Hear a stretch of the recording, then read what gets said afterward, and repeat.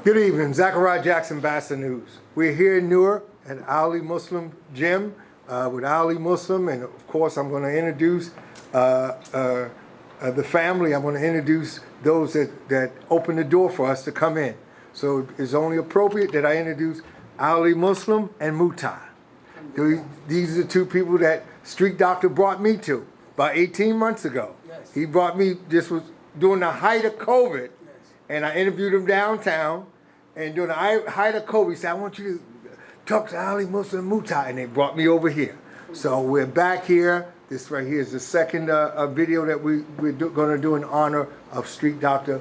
We want to reach everybody, because Street Doctor was the type of person that talked to those that's way up here and those that's way down there. He had no distinction, no distinction. So go ahead, Ali. First, I want to open up with a prayer. A'udhu billahi min shaitanir rajim. Bismillahir rahmanir rahim. That means I seek refuge in the law for the enemy cursed devil. In the name of God, most gracious, most merciful.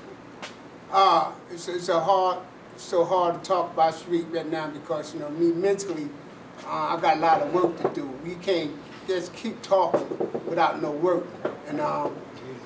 And it's so deep, man, to talk about Street, but I don't want to talk about him because I got other people want to talk about. But I want to just say this: of Street, he was a good brother. He was a believer.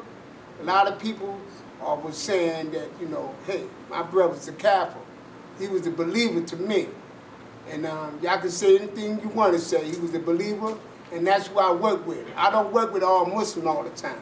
Me and my partner Mutai, we discuss that all the time about how we got to work with the community. It's not just the Muslim thing, it's a community. So I don't want to talk long because I ain't giving no football because we got work to do.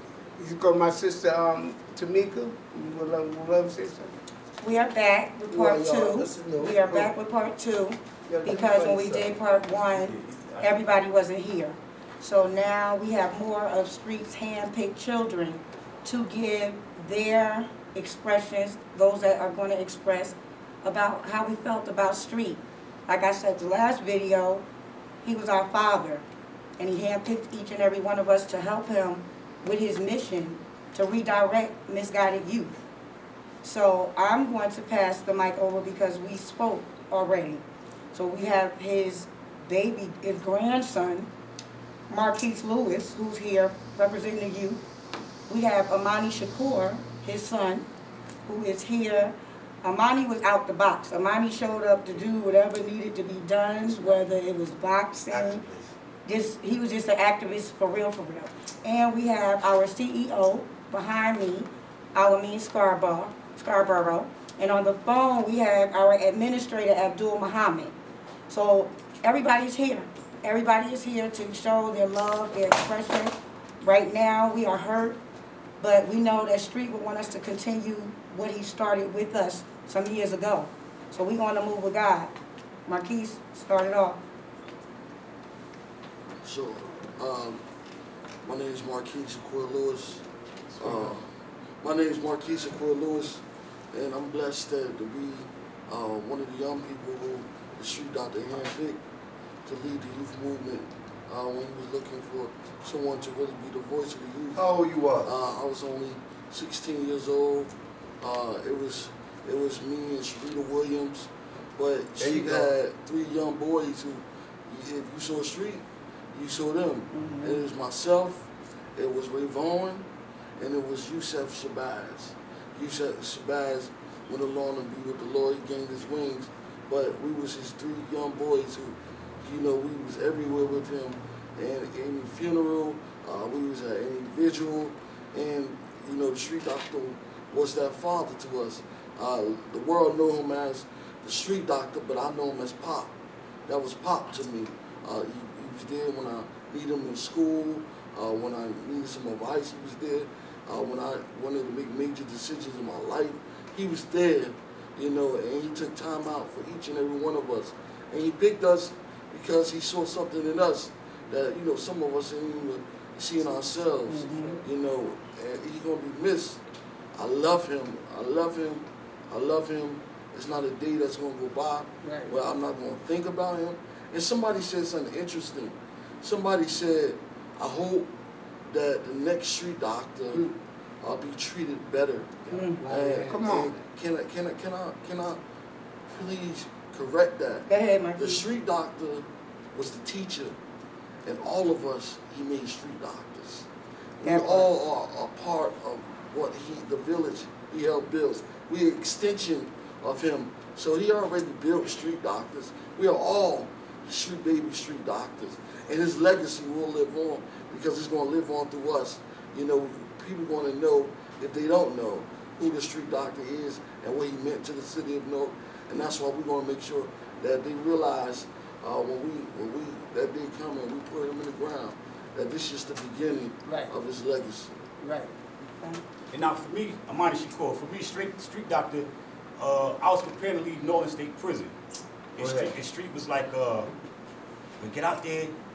I knew he had to be the street doctor in mind, but the Warriors wasn't yet something that he thought about. Right. But he said, when I get out there, I'm gonna call you, Shakur. I'm gonna call you. When I call you, I need you to come. And when he called me, he came, and we formed the Street Warriors. It was 7 of us. Street going now. King Saul was also gone. Rock. The rest, Rock from the barbershop. Rock definitely gone as well. So now it's just us, who you see here, the remaining Warriors are here now. But Street, me and Street had similar sentences. I had 25 to 50. Street had 25 to 55 years.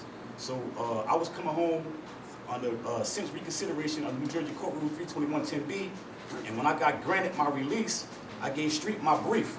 Street copied my brief word for word, just took out my information and put his information there, and Street came home, bro. He took my shit word for word, and Street came home. And after Street came home, they shut the door to that shit. No more 32110B. Street won that shit, he beat them.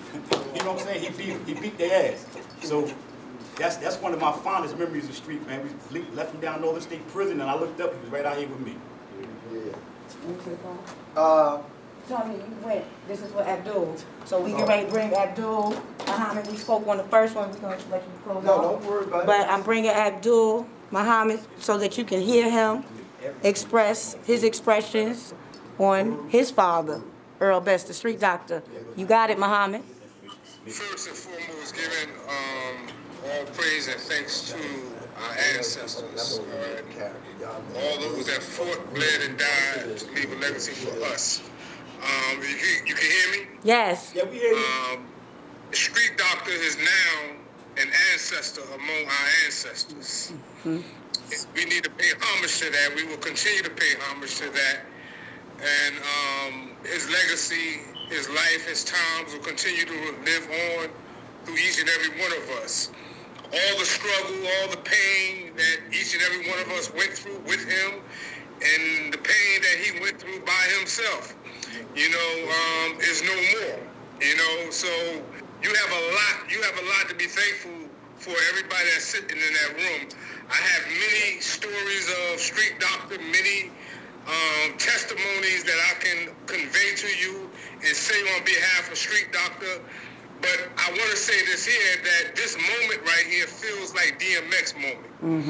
I say that is because I've been reflecting upon when DMX passed away and the Rough Riders was there to bury their brother. Today, you are the Rough Riders. You are the Rough Riders for our street doctor. Because although the street warriors was there as a catalyst to help him to start his movement, however, other people like Hassan Kirby and others, his street council and others, helped to pick up the torch, so that they can continue on the mission, the purpose, and the struggle for the liberation of our people. So I just wanted to say as a word of encouragement, your brother, to say that, the story will continue to be told. He's among King Saul, he's among Rock, and also he's among his mother. Because many of us in that room know how much Street loved his mother. Street Doctor loved his mother. He would go as often as possible to Boston to see his mother and to see his sister. You know, and I remember when his mother passed away and me and Alameen drove up there that long ride to bury her and to see the love that he had for his family. And let's keep Bakari in our prayers as well. So I thank you. I love y'all all. I see you at the homegoing. I ain't going to say funeral because that's what it's going to be. It's going to be a homegoing celebration. Hotep, peace, and love. Peace and love on the move of God. Yes, indeed. Okay. Okay. Yeah, my name is Elamine Scarborough, CEO, Executive Director of the Street Warriors. I first met Street Doctor when he first came home. He had the old-fashioned big old cell phones at the time. And I met him through Brother Omar Shabazz. Omar Shabazz was my partner and my mentor at the time. And when I met Street, we just clicked like heels. And he wasn't even the Street Doctor yet. Nah. People don't even officially know Street Doctor got his name Street Doctor from a guy called Salam Ishmael. Yeah. We just happened to be in Elizabeth one day and we was giving a speech, and before he brought Street on, he said, I'm about to bring a guy up that's gonna give you some medicine, and he the doctor of the street. Yes. And after that, Street took on that moniker. And next thing you know, you saw Street with a white lab coat on with the stethoscope around his neck. It was it. And people used to laugh at him at first when they first used to see him, like, yo, what's wrong with this guy? And he was going in the youth house. And we used to meet at on Bergen Street at Dunkin' Donuts every Saturday morning after acknowledge Habib Muhammad for allowing us to come in there every Saturday morning before we go to the youth house. We share a cup of coffee. That's how broke we all was, you know. And and we would go into the youth house and mentor the youth in the youth house every Saturday morning. So he brought 7 of us together, Ali Muslim, Monty Shakur, the glorious Samuel Nash, King Saul, Jerome Rock Smith, Tony Elijah Edwards, myself, and Street Doctor, and Abdul Muhammad. And he basically said, he gave us all the role. And he said, he said, you're gonna lead. He said, you're gonna lead. He's like, we made our own title. I'm gonna have you go around, we're gonna meet people. We used to go to what we call the Bridge to Recovery. Man. Once a month on Thursdays. Yeah. And Dave Kerr used to have the Bridge to Recovery, and Mildred Crump used to basically host it. Yeah. And Mildred Crump was the first one that solicited money for the Street Warriors. That's right. For us to get money. And different organizations used to come to the Bridge to Recovery. And Nicholson Foundation just happened to be one of them. Right. And we met Charlie Venti. And Charlie Venti introduced us to Jan Nicholson, who was the head of the Nicholson Foundation and her family. And they said, we're going to take a chance on y'all. And they took a chance on us for the first 3 years of operation. They got us a center. They paid all the bills in the center, paid for us to be able to hire Tamika. Yeah.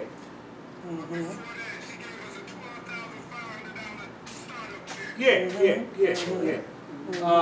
So that allowed us to be recognized as a record organization.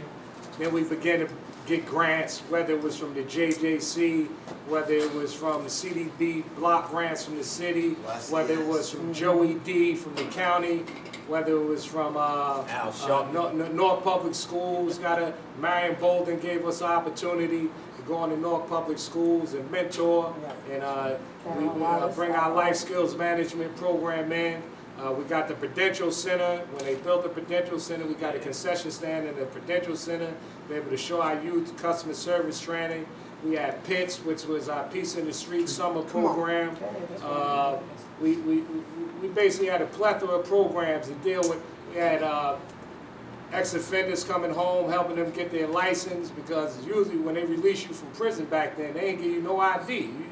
You know, nobody knew who you was, and it was hard to get ID.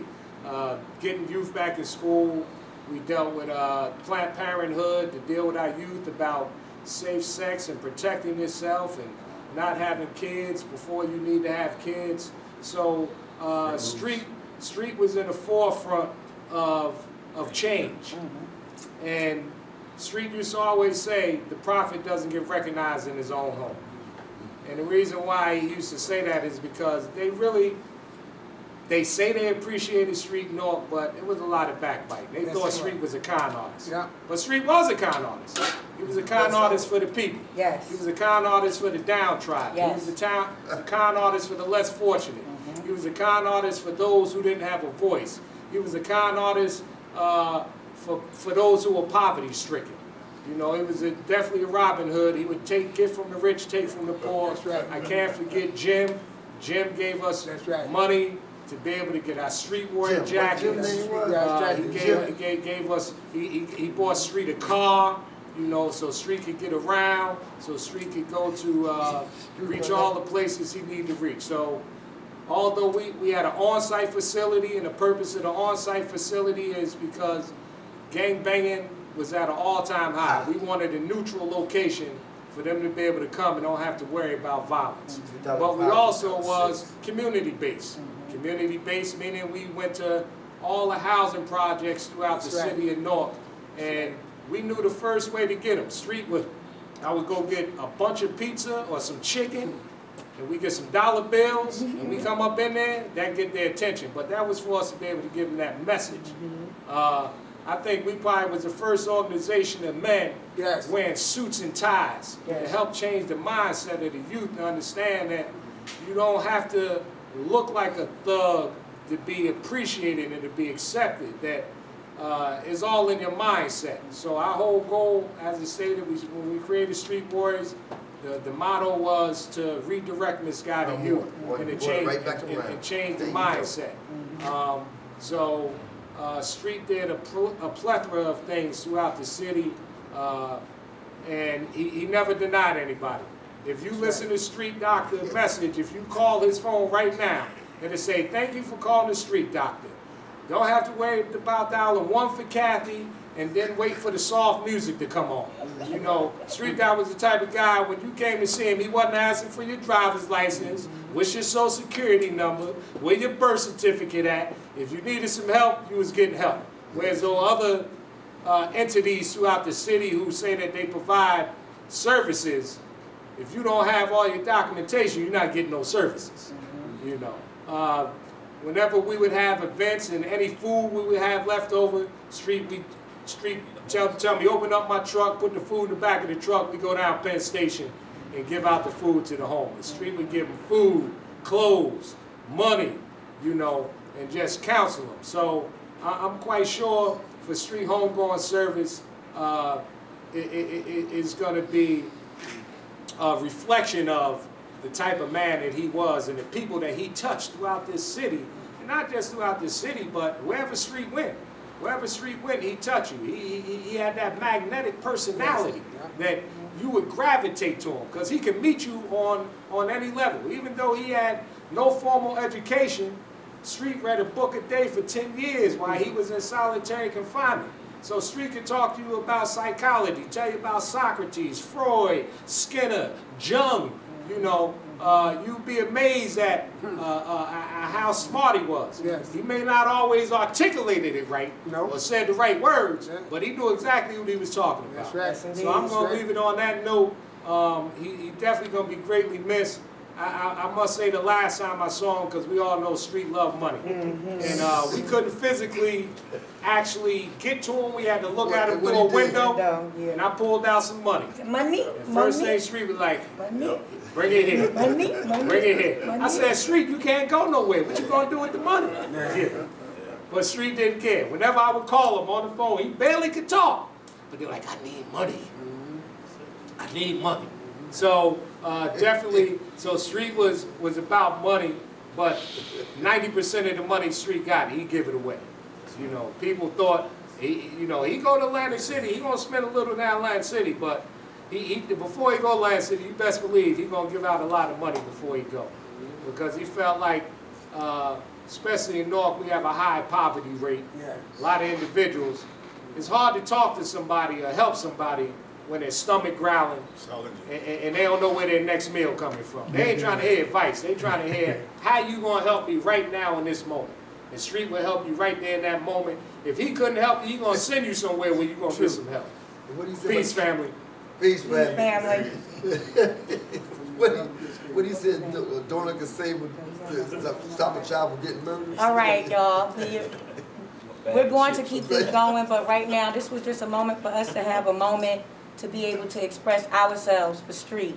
And as I'm holding the article from the day that the Street Warriors office opened on Linden Street with all of the brothers in there, and I'm holding one of his movies, because Street made a few movies while he was here. This particular one is called Thumbprint. And on the back of it, it says, full of hope and change, Earl Best, better known as the Street Doctor, was serving 10 years in solitary confinement and 17 years behind bars for over 30 bank robberies. Earl Best made a promise with his Lord that if he ever was released, that he would change and become a productive citizen in society. The Hollywood Reporter gave it 5 stars. It's a teardrop that's sure to make you cry. A must see.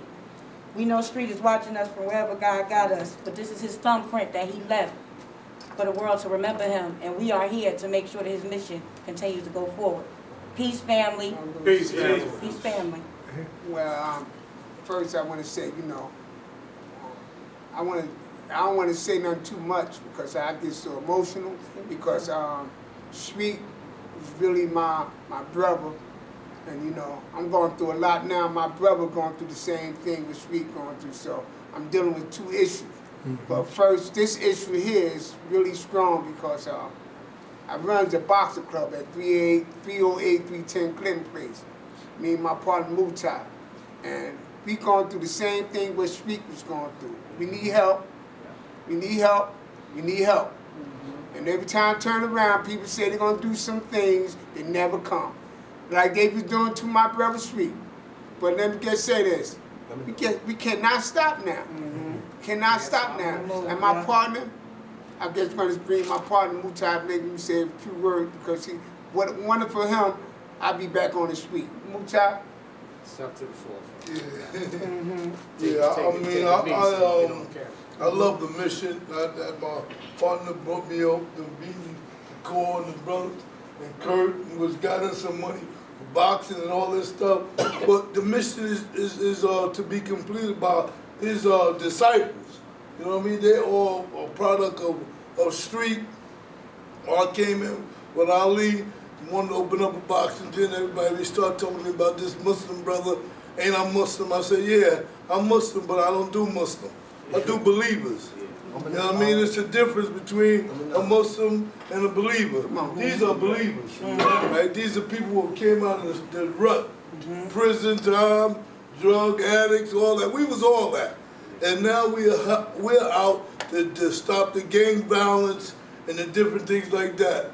The young brother where they work with Rash, they had something to do with us out in the building. All of us trying to help one another because we know what it is on them streets to be on drugs. We know what it is to be out there gangbanging. We know what it is to do all of these things in the street. Now we trying to tell somebody what somebody told us not to do. You know what I mean? So it's like a thanks. I wasn't with the Street Warriors, but I'm a part of the Street Warriors. You understand me? Because we're all Street Warriors. We got to come out and help our community, whether it's boxing, whether it's Christianity, whether it's Islam, whether it's things that we all have in a common goal, right? No religion is wrong. Yes. It's the individuals that's wrong. Right. You know what I mean? So we want to just come out and help all these brothers here that put this work in on the street. Now we're telling our sons things, our daughters, and things like that. So it's just a pleasure to be here with Ali Muslim, for me to meet Tamika. She got her gloves on that we gave her because she a fighter, and like all other brothers here is fighters. So we just want to thank Allah for the privilege for me to meet these people and move on. in the name of Street Doctor and moving forward. Godspeed. We on the move with God. Sweet doctor's word. Batman back here. Good evening. First, Your name? let me think for myself, brother. I understand what you're saying. Yeah, I know the Come on, routine. we ready. I'm Ray Thomas. Okay. Street name, Batman. Most people refer to me as Batman, and only those who are 70, 75 years old or older, other than the last one, know that name, because he was a kid in the system. But anyway, I want to apologize for being late. Things happen, and but I'm here, and from what I've heard, the descriptions of Earl Best, Street Doctor, are accurate. However, I was there at the beginning, Sugar Best. before he was the Street Doctor, before he was Earl Best. I knew him when we called him Prince. Here we go. Here we go. I was in Jamesburg, Annandale, Bordentown, Trenton State Prison, Vroom Building, all those places with him from the ages of 16 to 74. We grew up together. So if anybody knows anything about him, I believe it's me. Yes. Yes, indeed. That's right. To add a little bit more to, let's call it light. We talked about how Prince was in the hole. I was in the cell next to him. I had about 500 some odd days in the hole, and he was right there. And one of the things that we did, you know, that a lot of people don't know, one of the things that we did while we was there, we studied. Because there were only 2 books that you could have. Back then, the white folks was in control. Muslims didn't have a voice. Come on, So you either read the Bible or you read the dictionary. come on. We chose to read the dictionary. What we did was that we challenged each other to learn 5 words a day. Not only learn the words, but how to spell them, how to use them correctly in a sentence, and their meaning. So when we came out of there, we had the vocabulary. And if you've ever heard Prince speak, you notice that about him. That's where we got that from. We aren't Harvard-educated black men. We aren't university-educated black men. Our education and what we know comes from the hard way, the streets. That's why I always thought that name was so appealing, the streets. Well, talking about my friend Prince, let me give some insights. When we were kids, you know, bank robberies, we thought that was fun. Really did, you know, because you don't understand the problems that you're creating for yourself. And one of the most, I don't know what to call it about Prince, about Earl Best, he was innovative with that stuff. So one day we out, you know, we in the streets, late 60s, early 70s, and he's dressed up like a nun. He said, Prince, what is you doing? And his favorite word was, I got work to do, I'll be right back. And he would go into the bank dressed up like a nun in full nun regalia, you know, all that black and white stuff on, and rob the bank. Wow. So they said, well, what did he look like? They said it wasn't a he, it was a nun. We was rolling. He was innovative. Very innovative, creative. Outside spots. So the next time we saw him, he was dressed up like an army soldier with bars and all that stuff, the entire uniform. And we was joking. We said, oh, so you got work to do again? He said, yeah, I'll be right back. And he would go and do what he do, and he would come back with $7,000, $8,000. This is the part of Prince that I want people to understand. What we were doing then was criminal. We realized that today. But when we were doing what we were doing, we called it making money. That was his hustle. He robbed banks. And not only that, when we were in Bordentown, before we got started, way back in 67, 68, some of these guys wasn't even on the planet. Prince and I was together. So we in the mess hall one day, just to show you how crazy he was. We in the mess hall, So he get into an argument with a guy, punched the guy in the face, big riot in the mess hall. So the police come over and break it up and said, well, who started it? These is Prince's exact words. It's almost 50 years later, and I remember his exact words. He said, well, his mother died, so I figured I'd punch him in the face to take his mind off of his mother. Oh my God, Jesus! So now you have an understanding of how his mind works. Wow. It's deep. Yes, And Lord. he said Yes. this with a straight He meant face. that. He meant that. He said, and when the police looked at him, he had that straight face, and they was like, couldn't understand it. I was rolling. I said, boy. Wow. So someone mentioned that he was a con man in that sense, because he could do unbelievable stuff and make you believe. Yes. Yes. That Yes, was indeed. Prince. Yes. Oh God. So further on, maybe others didn't know, Olajuwon was there with us. Prince was an excellent point guard. He could play some basketball. Yes. Yes. Remember? Yes. And not only that, he used to try to fight. Yes. He could box. Big as I was, he was always going to talk about you fouled me. I said, man, if you don't sit your little butt down, he would jump up and throw his little hands up. I ain't scared of you, nigga. That was Prince. You had to love him. Yes. Not because he was insane crazy, but because his passion for life drove him. Come on. Yes. He was that type of man. Let me shed some tears because real men cry. Go ahead, Come on, baby. come on, Come on, you here for I'm that. with you too. Go ahead. That's right. When I got the news, Brother Hassan heard. When I got the news that Prince had died, was I not right there? I was hurt. Why? Let me explain this to y'all.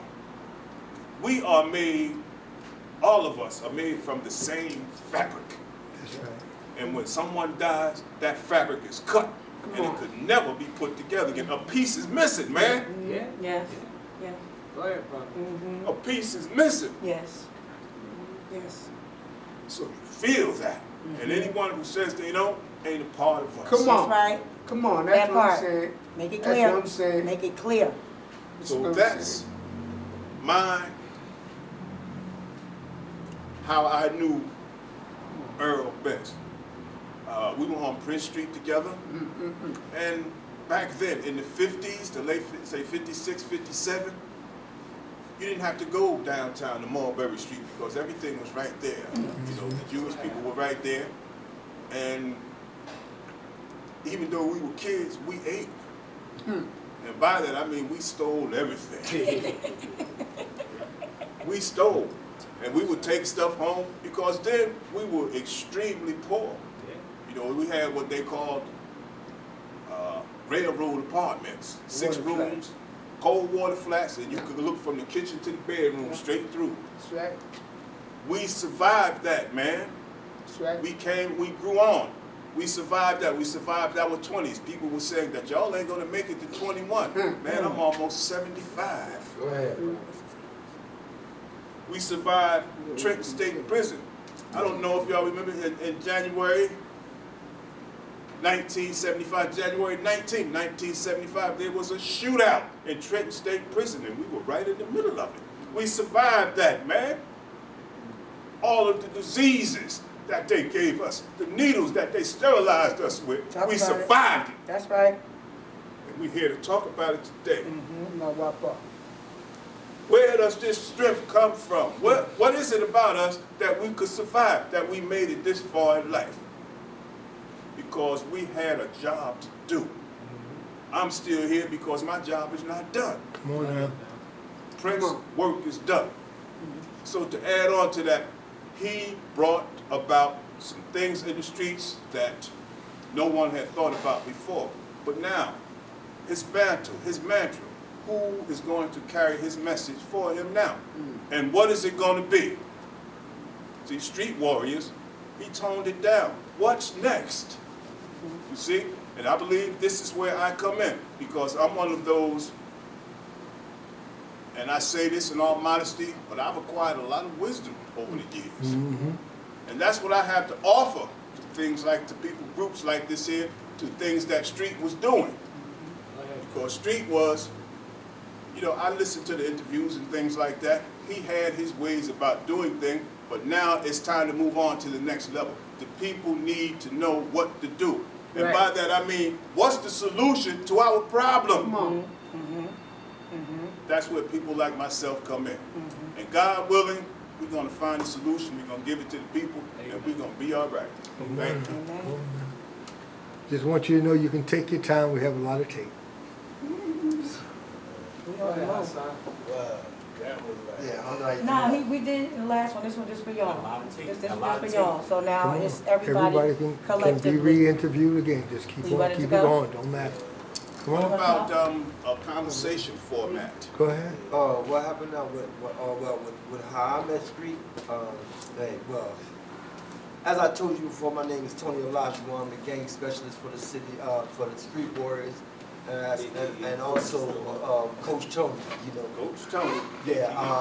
Pain in the ass and raw way. Yeah. Yeah, all Bernie Sanders always follows somebody. Skaters and stuff.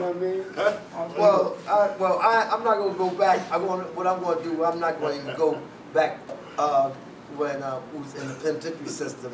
Tell a at that funny time. story. You know, we just call that's what we do now. We call it college now. Yeah. But I'll bring it up to you how we got the warrior status start up. You know what I'm saying? As you know, our brother Abdul Muhammad, he was always doing that type of movement, you know, activism and things. But he was in Elizabeth, and I remember that I was delivering paper when I came home. Started delivering Star Ledger. I was just looking for jobs because I was in the shelter, and me and Street ran together, and I seen him one day with this brother they called Gordon. Delano Gordon. Delano Gordon. And Delano Gordon was always teaching kids the youth how to play basketball. Above the rim. And yeah, it was above the rim. Above the rim. But before we was Warriors, we wasn't even got that. But it was Alameen, Delano, Street. Then we went to got Abdul Muhammad. Abdul Muhammad had his own office. He had a light skill something. He had some type of office that I remember because I went in there. I got a couple of his suits out there and things like that. So yeah, We helped you. yeah, I know that. So when I got there, me and Street go to his office and we talked to him about the situation. You know, he wasn't with it at first, but we was thinking of this what we have today. You know what I'm saying? And because we had the CEO already in the mix, you know what I'm saying? Because him and Street was going to dot the I's, cross the T's. We just was going to do what we wanted to do, and what we wanted to do was transfer these youth lives, not by force, but by means where the average guy that was out there, they couldn't understand. They have MA, BA, 100,000 masters. You know what I'm saying? And they can't reach these youth. See, like myself, I'm in the sewer. I'm there with them all day long. Unless you're in the sewer, I don't need to talk to you. Right. You know what I'm saying? So this is what Street did. So as it carry on, we got Muhammad. Muhammad closed down his shop at his office in Elizabeth, brought his expertise, what he had at that shop, which was business administration. However he did his paperwork, he had something running. We didn't. You feel me? So we came with Muhammad. That's when Shakur, which is our straight activists. A lot of niggas got activists out there. They ain't activists. Right. You know what I'm saying? They just fixed. They're not actors. So this brother right here, when we come through, if it ain't going down, it ain't going down. This is what I think. So we was like, King Saul used to say to us that we was like Mr. Impossible. And this is what we did. We took on position that we think it was impossible, but we know what we could do. Yeah. Right. You know what I'm saying? And as I was coming on, like I said, I was in the shelter. When we start to meet up at Dunkin' Donuts right across the street for UDMJ. For the people that's out of town that's seeing this that don't know about UDMJ, that's a college hospital in the city of Newark, New Jersey. We start to meet up at the Dunkin' Donuts and borrowing money from each other. $2 in there, let me get $4. That's We right. ain't had nothing. But our objective was to transfer these youth lives. Because at that time, in 85, you know, 2005, 2003, when we was coming, when we got in the mix, when all the killing started, was in 2004, 2004 going into 5. Cause we, you know what I'm saying, we had double murders there. We had the Ledlow murders, to 4 people at one time, execution style, back of the church. These are the places where we was at. Doing the caravans. And Muhammad did the caravan. I don't know how many streets that was, the states that was, or city we was, but we went. There's 14 city stop and killing tour. 14 city stop and killing. 100 funerals. Yeah. What was it, the New Jersey Anti-Violence Court? And that's what we had. And this is, and what, I'll be appalled at anybody that come up there and say street work wasn't done. And street wasn't an impact.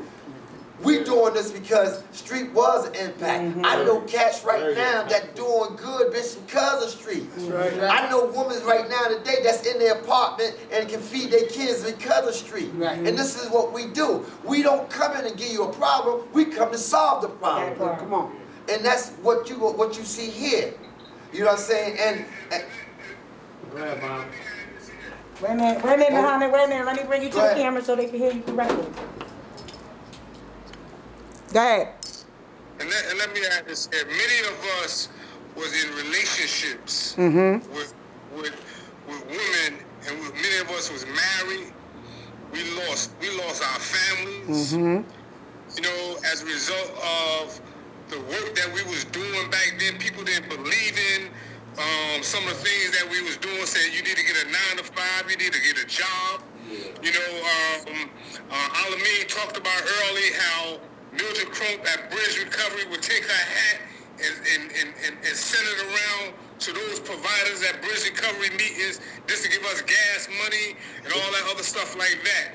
You know, this looking at in retrospect, the pain. Pain that we went through, you know, that people really just don't even know that you look at the street warriors today or you look at the street doctor 20 years later and you say, wow, this man have done a lot, but you don't really know the pain, the degradation that he had to go through. That part. You know, coming out of the prison system and people really not believing and trusting him. So, and I'm gonna tell you, a lot of people today, you know, are some of those same individuals that's around today that's claiming him today. That didn't give a damn about him back then.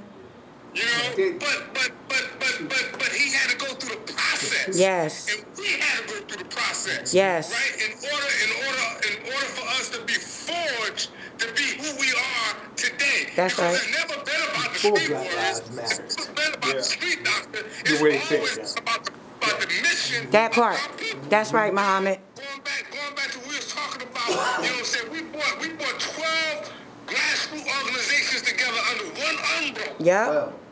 Under one umbrella, talking about People's Organization for Progress, Larry Ham. Yes.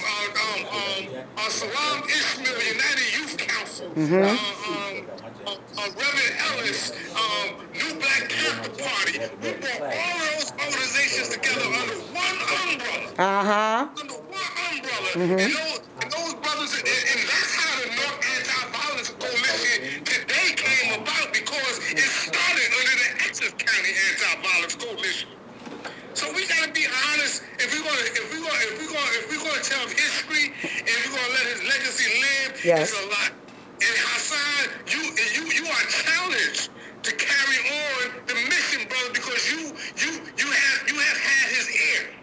And as a result of having his ear, now you are the extension of the warriors. You are the extension of the warriors, brother. You know, because now you get a chance to carry on where we left off. Table there. That's right. That's right. You good, Mom? Yes. You finished? And just to jump in. Wait, no, because I need to get that on camera coming from you. Hold on, let me take this back. That's my brother. Say that again. And we thank you as a warrior. I love y'all. Because you was our first secretary. You know, you was the first one at 12 Linden Street when we opened our organization up. And those kids, they believed in you as their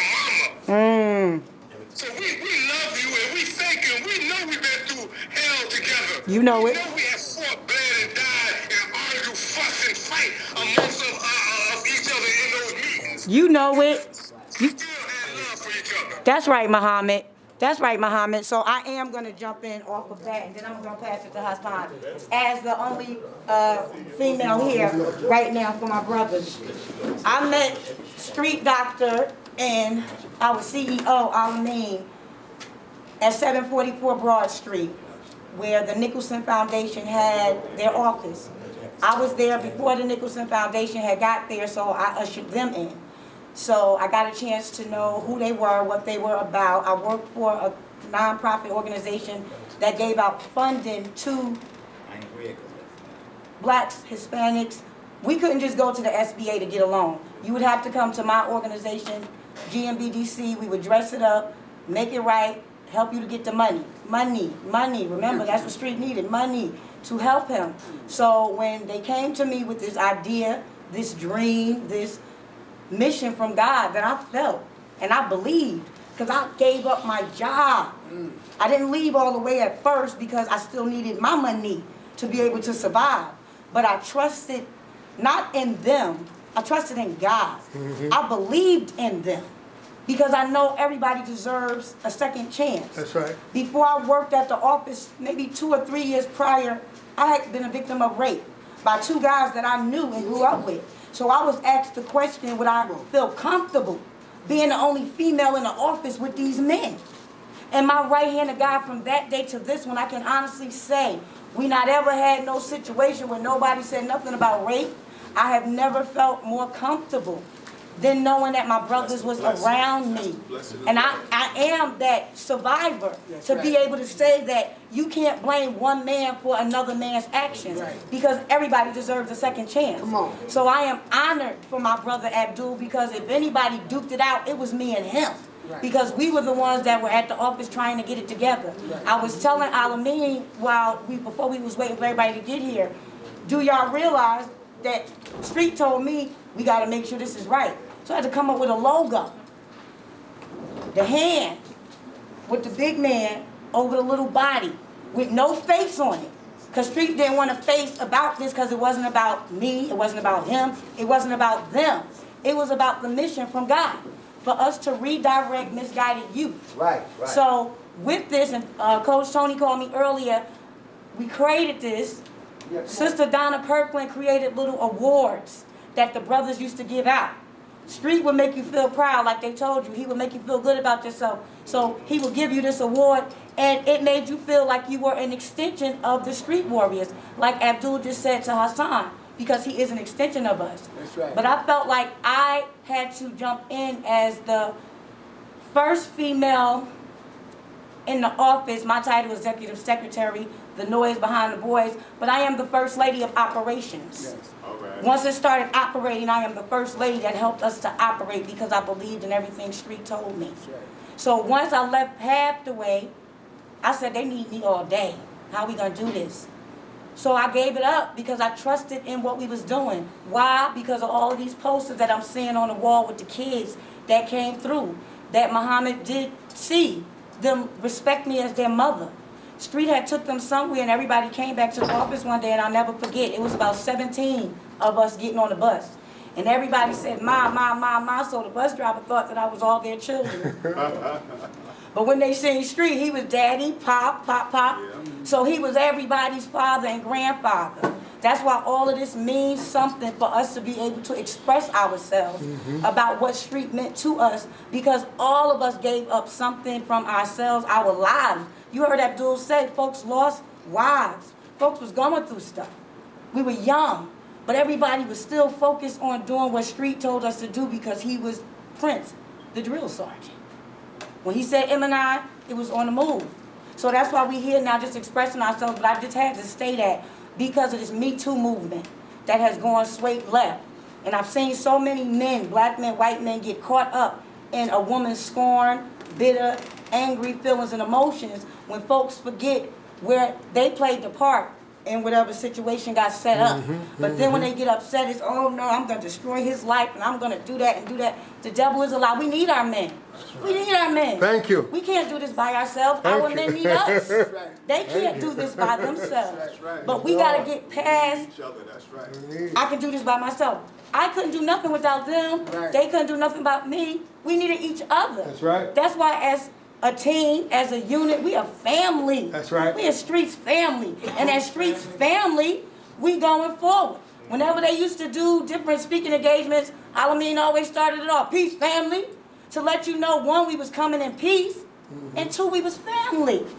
So as with the extension to our family, I am gonna pass the baton to Hassan, who was the last one to ride out with Street.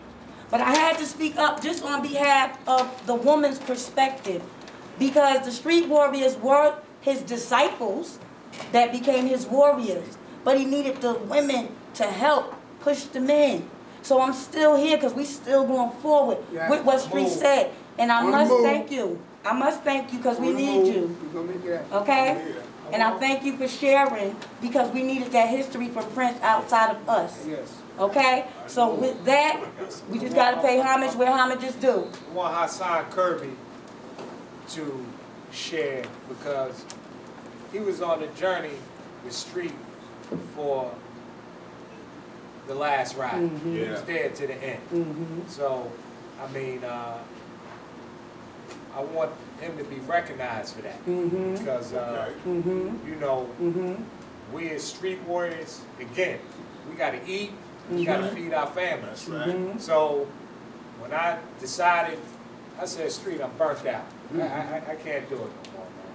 But I always had options and education behind me, so I can go do anything. And next thing I know, I saw seeing Hassan anyway. So I would say I want Hassan just to share because if it wasn't for him, right now, keeping us informed on what's going on, because ain't nobody reach out to the Street Warriors and ask us nothing. Nothing.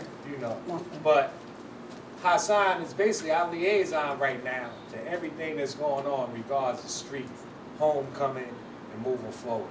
So I want Hassan to chime in and just speak about his experiences with Street and what was on Street mind, you know, his last days. Money. Other than money, we know money. Let's segue and go ahead. Cash app. It's all fake. Where the money at? And you know, see, what people don't realize is when he was Prince in Northern State, me and Street was tight. Because Street had a young kid boxing for him named Chewy. Chewy was a little fast joker that Street really took a liking to. At that time, I was being trained under Farah Maddox. But Street had Chewy, so he ain't had that much time for too much other things. And what y'all don't also know is that Street taught me things without taking me by my hand. The suit man that I became in the community, that's because of Muhammad. People never knew who gave me that suit connection. Muhammad, I forget the other guy that was with Muhammad at that time down at the Yellow District. They took me to the men's warehouse. Because at that time, Cory Booker came in and they shut that program down, the suit program down. So I took the lead. I got that lead from Muhammad, and I don't know the other brother's name, I forget his name, but they took me. And that's what made me and Street even get even closer because he see I took that off. But with Street, the last days, man, he fought. I was at a point where I thought Street was getting ready to come back because I took him some boxing gloves up there. Everything with Street is 100 or 1,000. If you ain't throwing 100, come on, we gonna throw 100 jabs, we gonna throw 100 this. Street, what you think I can? So we was down at the YMCA and he recorded it. He's like, you gotta throw 1,000. And he bet but never paid. Let's be clear here. He made a bet but never paid. But he paid it other ways down the line because me and Street went through some stuff like that people don't even know about. We was in car accidents that y'all don't even know about. And we came through it like, cause you know, street, he got a heavy foot. Mm. He got a heavy foot. Well, he got a heavy foot. Did he ever run lights with you? Run lights, man. Street was untouchable. And when he got the badge, from what is it? For affirmative action. Yes. What? You should have given him that badge. I was there. Bruh. I said, what? He pulled it out? He what? What? How did he pull it out though? When we got pulled over, he pulled it out. No. What you mean how he pulled it out? He got pulled when he pulled it out. And he shut your business down by itself. That's what I was talking about. Put one sign up there told who he is, one shot. Don't work here. No Newark residences here. No Newark residents. Look, it's in the middle of the block. No Newark residents. He shut it down. He shut it down. He blocked in 2, 3, 4 weeks. Yep. Shut it down. 2 houses. Well, we put the piggyback on what you said too, where where they started doing the blocking off the streets now. That was what we did. Yeah. You know what I'm saying? We was doing that because nobody wasn't paying no attention to us at all when all these bodies was showing up. Yeah. So we blocks off the streets and things of that nature. And matter of fact, the mayor was with us numerous of times when we have done that. You know, he was a catalyst with us. Mayor Ross Baraka also was an intimate part in our movement and things that they, when they got in office, because most of them was under us. You remember we had like Muhammad, I can't remember all, but I remember SOS, Stop Shooting, Everything. a number of the organizations that came up that was doing activism, community activism. They came up under our umbrella, and we dispensed them out. They doing different things such as the warriors. You know what I'm saying? We held it down for 10 years. That's what that was our season. Shut construction sites down. Yeah, and then we went on to another thing, but we still. When the construction sites didn't have no black workers working there, you get contracts from this city. That's right. And we basically we go in there. Who running the construction site? Yeah. Where the black people that work here? All right. Well, I tell you what, ain't no work getting done here today, man. They would have to call and bring some black people. And we got to see one thing. You got to understand about. We ain't big. We ain't never saying that we bigger than the next man. If you know what I'm saying, we never. You can't pay us. Exactly. If it ain't what we want to do. You know what I'm saying? A lot of people have been bored. A lot of understand people that been and the whole nine. We stayed as one. You know what I'm saying? Because we came together on a one concept or with a goal. All us had one goal. That's meaning reaching and teaching these youth by all means. And that's what our goal was. And street major goal was always hit the lottery so he can give everybody an envelope. Y'all saying, what is the envelope? These things y'all don't remember. Look what street was all about. He wanted to hit the lottery for $1 million and pay us for doing what we're doing because he know the work what we did and he know what we was going through and knowing what we was going through out there trying to save these kids' lives. So he wanted to give an envelope. Always tell him, yeah, Tony, you stay with your position. I said, everybody got their position. That's the thing that anytime we go speak, don't go out off the position. And what you mean by that to the people that don't know, position is like we playing basketball. That's right. If I'm Magic Johnson, I'm bringing up a date because I know y'all don't know what the hell I'm talking about Magic Johnson. But I tell you what, if I'm LeBron James, I'm coming down the court. I'm that point. I'm playing the point because I'm running the ball. Then you got the shooter. Then you got the other one to be in the corner. That's Westbrook or somebody. He's over in the corner. In case they get in trouble in the paint, they throw that ball out there. But everybody know their position. Yeah. And all the street warriors know their position. I can't box for one day in my life. But I can take you to my man's and he can tell you how to box. We got that type of person, which is an alley Muslim. You know what I'm saying? I can't get in some of the places in these bricks that I can know that if I call Amani, I know that he know who it was there, who owned it, who run it, and how to get in it. Educational facility, we also missing the 2 females that was instrumental in the street warrior also, that was Donna Jackson and Cassandra Doc. Yeah. I never know her last name. Cassandra Doc. And I ain't need to anyway. That's how we cool. Okay, I want to ask you, that was Muhammad baby mother. What was your most memorable moment with street in the hospital? What was the most that you could think of out of all, because I know he had a lot, but like, what was the most I memorable? gotta be honest.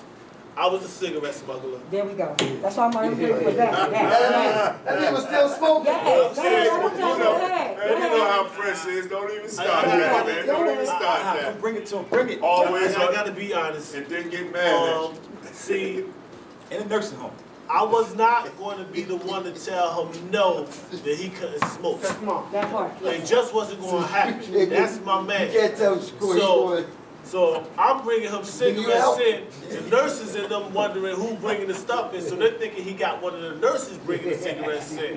So I just rolled with the punches of it. So then they kept catching them. They kept catching the They kept catching him smoking. So I had to go get him the oil. So that's what made him start Burning the oil. burning the oils in there. So they wasn't hip to that. You know the rules. Yeah, he had the whole, He was burning the smell like oil. oil. Smiley Rose and everything. Yes. So, you know, and that was the most thing because, but outside of that, it was when the doctors kept saying he had dementia. Yes. And I told them, I was like, they thought Street had dementia because he kept talking about prison. It wasn't that he had dementia. The way he was in, the hell he was in, reminded him brought him back of to being the hole. in prison. Yeah, brought him back so to the he hole. always be like, man, I'm in prison. So he tried to escape twice. That part. Go ahead. He called Ali Muslim to try to help him get out of there. In-law. He told the in-law, he told the doctors and Reverend Roundtree and them that at Beth Israel that his sister was dying. So you know, come on, y'all know we gotta stay to the script. We ain't gonna say yes or no. So his nephew get there, don't know nothing. So Roundtree says, yeah, he said he got to get up there because his sister dying. He said, my sister's sick, but she ain't dying. So he spoiled the plan. He spoiled the plan. The next plan was to get him out if he go to the dentist. So he already, if y'all know about his teeth, his teeth was already messed up. So he told him that he lost a tooth, but he really didn't. He just, he's trying to get out. He's trying to get out. Because once he hit them doors, he ain't gonna get them back in them motherfuckers. And they wouldn't take him. So that's what kept making them say, yo, they got me in prison, they ain't letting me go out or nothing. And that's what it felt like. And then the food, they wasn't wanting to feed him. And Street wasn't going to take no medication. What he did, he literally, when he went in there, and sometimes he had the cane. He stopped messing with the cane, started walking. I think the lady had, he don't like people to be nosy. So the lady at the door, he's like, he stood up, he's like, didn't I say get the, okay, Street, he got his back still. Because the way he got up and everything. He was doing push-ups still. He still had his boxing gloves in there. So Street was fighting, Street fought to the end. And if you know him as a fighter, you know fighters don't give up at all. Right. And he didn't give up. He didn't give up at all. That part. He died with a sword in his hand. But, man, He gave you COVID. all the He way. would have been out of here. So those were some memorable moments outside the one I keep telling you about when he talked me into going to Washington D.C. with him. No, I'm not going to forget that because I think that it wasn't that he talked me into it. It was the fact that I believed him. Like, we was going to the White House. Street know a way to get in the White House. And I believed them. No paperwork. No paperwork. Because everything with him is no script. So I'm like, okay, well, Street knows something. Because he said the time we was going, everything. I'm like, he knows something. We get to the White House. The dog, y'all know the dogs was already in front of the White House. But Street goes up to the gate and flips the whole story when they tell him to back up. Oh, they sick the dogs on us. They ain't sick on the street. We don't got no paperwork or nothing. We don't got no clearance stuff. And that Street, and one thing, I'm gonna tell you the one thing he taught me, bro, y'all, is that no matter where you go, you act like you own it. Yep, about to say that. You act like you own it. You don't need no paperwork and all that stuff. And then, although he said it, I watched Elijah Wan do it. We at Symphony Hall, Elijah Wan up there in the bleachers, like, yo, and he directed something like, yo, bro, like, who are you? I learned. Charge. He took charge.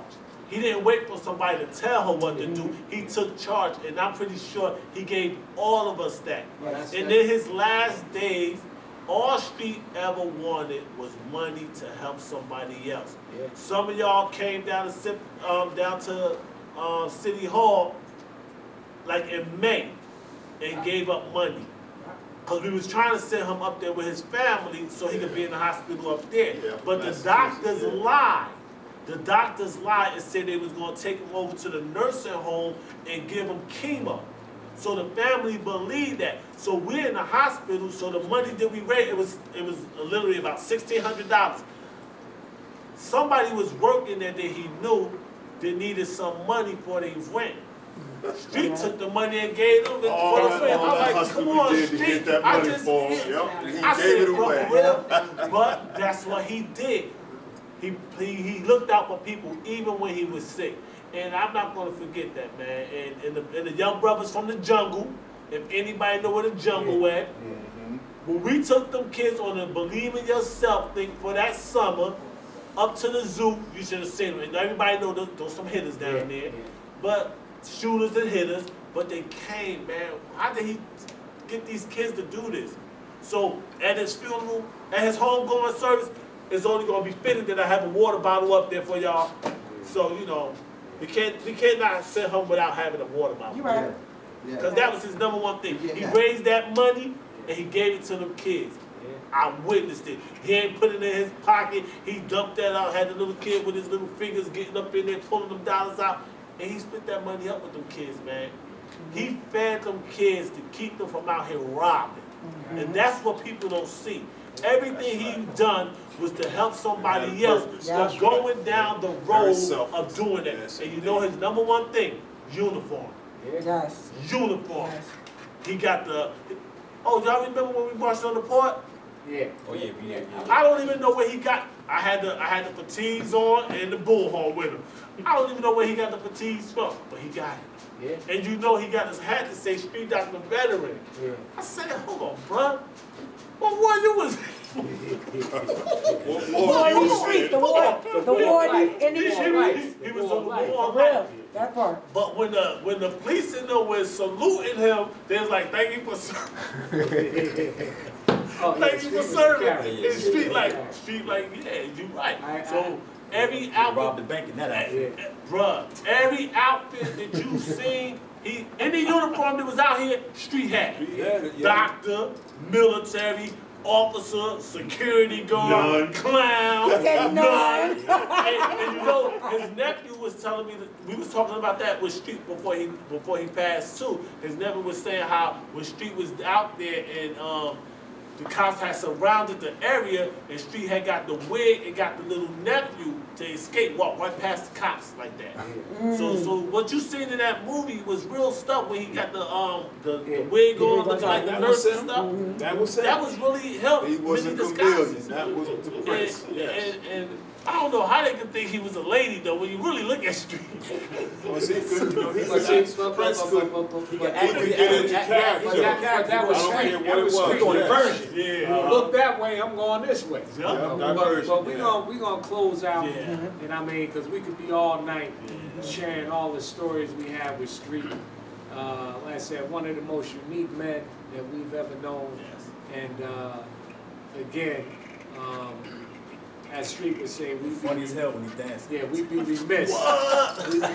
We would be remiss if we didn't come here and share some funny as moments hell. that we have with Street. 2 sips and he's drunk. I mean, share the times we have with Street, Yeah, right. and to give the truth about Street, true character, what he was about, Yeah. despite what some other people may have thought about him. So we're gonna close out, and again, like I said, we're gonna say peace, family. Peace, family. Thank you for everybody, coming out and sharing their stories about Street, and until we meet again. Peace, family. Peace, family. On the move with God. On the move. On the move. Here we go. Peace. January 14th it is, 9 o'clock. January 14th. Where? Zion. This is Zachariah Jackson, BASA News. All right. Good night. January 14th.